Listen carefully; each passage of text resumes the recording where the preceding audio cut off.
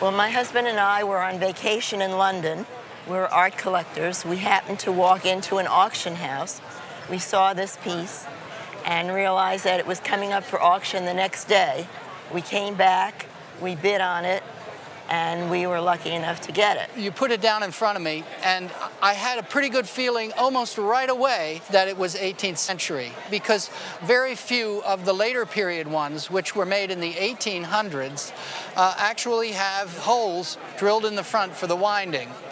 This one has that. This meant that it has a pendulum instead of a balance wheel, which is the earlier type, and so when you wound it, you didn't have to turn it around and disrupt the pendulum. The mechanism is down here, and I bet you know how it works. Well, I was fascinated because it works turning this way. Yes. Rather than, Yeah. the usual clock. Well, we call that an orbit clock. Orbit? Okay, I didn't know orbit that. clock has annular rings. The ring on the top represents the minutes, and below is the indication of the hours. In the 18th century, when they finished these clocks, they did them in ormolu, which was a heat process of gold and mercury as an amalgam, which was spread on. And you see that underneath, inside, it's plain brass.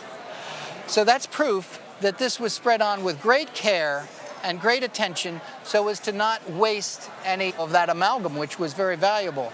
Another thing remarkable about the early ones is they were made up of many intricately cast pieces.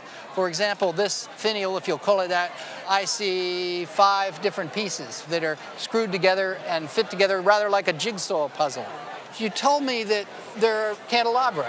Yes, the candelabra are magnificent, but I just couldn't bring them all at once. The candelabra are taller, and they have these figures, and it matches.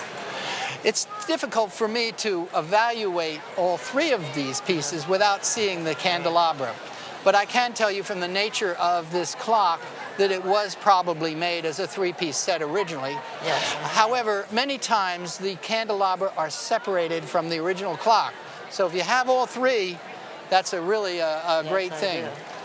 Now, just talking in terms of what the clock is worth without the candelabra, can you recall maybe what you paid for it?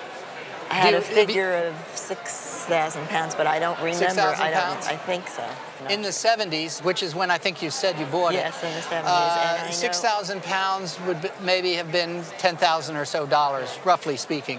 I feel that the clock alone is worth in the neighborhood of $25,000 to $30,000 if it was just the clock. I believe that if you had the candelabra with it and they were authentic to the piece, that would at least double the value. I think it would be fair to say that they would run over $60,000 if they're as in good condition as this is and as fine. Wonderful. Thank you very much for bringing it in. It's a lovely piece.